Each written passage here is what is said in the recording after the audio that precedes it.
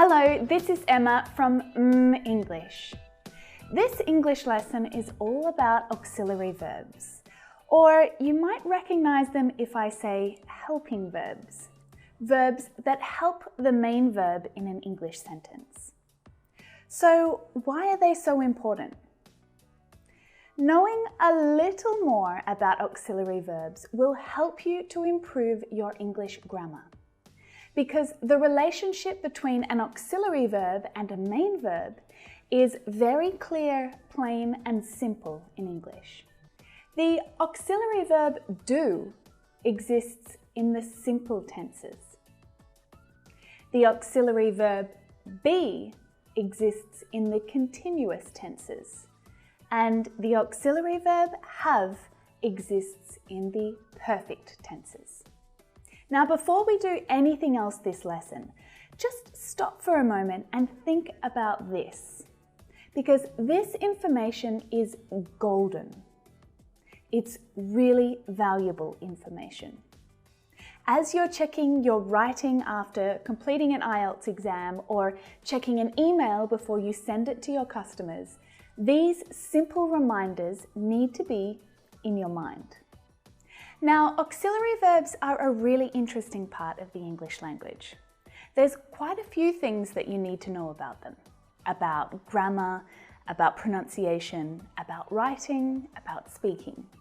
So I want to make 3 things clear to you first.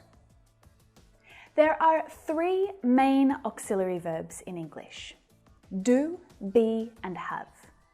Modal verbs are also considered auxiliary verbs, but there are different grammar rules for modal verbs. In this lesson, we're focusing on do, be, and have. These auxiliary verbs can also be used as main verbs. She didn't do it. He's being annoying. I've had 3. Number 2. When you're using English verbs, whether it's a sentence with only a main verb or there's an auxiliary verb, they must agree with the subject. You need to choose the right verb form for the subject in your sentence. He is leaving. They are leaving. I am leaving. The auxiliary verb must match the main verb. Now, if you want to learn more about subject-verb agreement, then check out this video that I made about it right here. Number 3, auxiliary verbs in positive sentences are function words, not content words.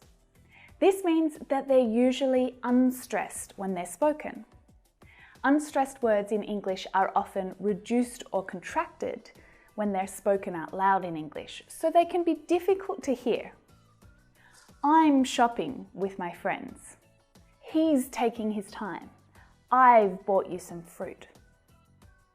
Now, in negative sentences, auxiliary verbs are usually stressed, but often they're contracted with not. I didn't like it. We haven't been there yet. Notice that when the sentence is negative, you can contract the auxiliary verb with not, or you can also contract the auxiliary to the subject. We've not been there yet. Learning how to contract auxiliary verbs in English is instantly going to make you sound more relaxed and natural when you speak.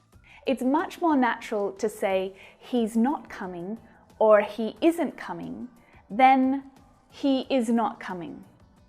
Okay, time to look at some examples, starting with do. Do is the auxiliary verb used in the simple tenses in English. Do and does in the present tense and did in the past tense. In the future forms with will and going to, we use the infinitive form only. Do. We eat fish on Fridays. They don't want to. He doesn't eat meat. Did you like it? Doesn't Paul know about it? I'll do it later. She will do it first. Now, take a moment to think about these examples and to think about what I mentioned earlier. The subject-verb agreement rules. how the verb form changes depending on the subject. And the contractions, what you hear so often in spoken English and what you see in informal writing are these contractions. Also notice that in the very first example, we can't see the auxiliary verb do. In the present tense, in negative sentences and in questions, then yes, of course, you must use the auxiliary verb do or does, or don't or doesn't. We don't eat fish on Fridays. Do you eat fish on Fridays? But in positive sentences in the present tense, the auxiliary verb is often omitted. It's often left out because it's unnecessary. The sentence, we eat fish on Fridays, is exactly the same as the sentence, we do eat fish on Fridays. Often, when do is included, it's to add emphasis to the sentence, to make something clear. Like in this context, you guys don't eat fish. We do eat fish. We eat it every Friday. Okay, let's move on and talk about be. Be is the auxiliary verb used in the continuous or the progressive tenses. Am, are, or is in the present continuous tense, and was and were in the past continuous tense. In the future forms, we only use the infinitive, be. Of course, the main verb in the continuous tenses is always using the ing form, but the be verb, the auxiliary verb, will always be there helping out. We are following your brother. I am trying to call him now. It isn't raining at the moment. Is he bringing his friend? Aren't we taking Sarah? He will be presenting at 3 p.m. Will you be going to work today?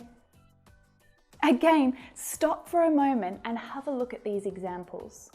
The subject-verb agreement, so how the verb form is always changing depending on the subject and the tense.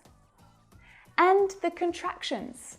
Often in spoken English or in formal writing, you'll see these contractions. Now, the be verb is also used as an auxiliary verb in the passive voice, in sentences like, I was given 3 minutes to finish.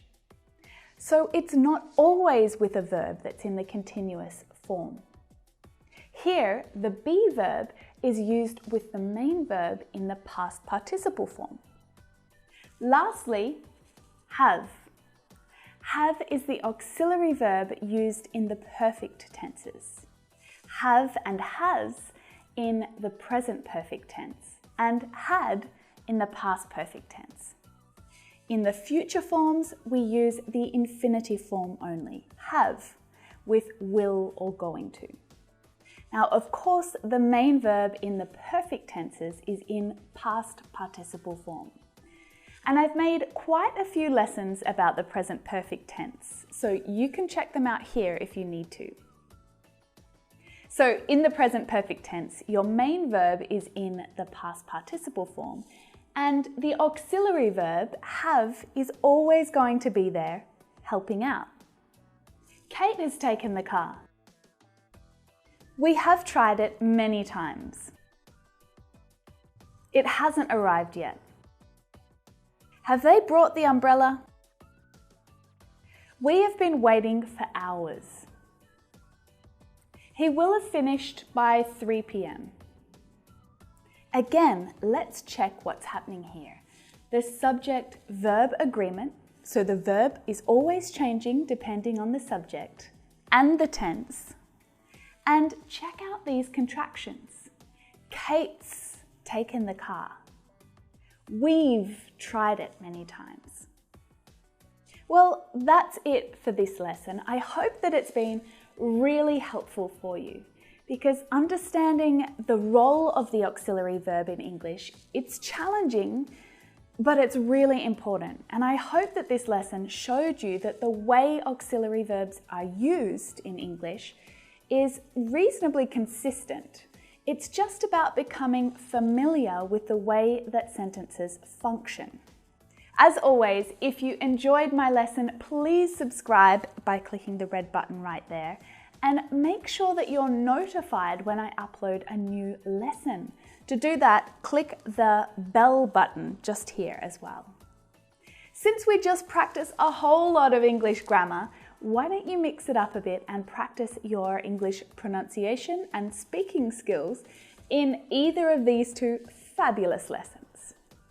Thanks for watching, and I'll see you next time. Bye for now.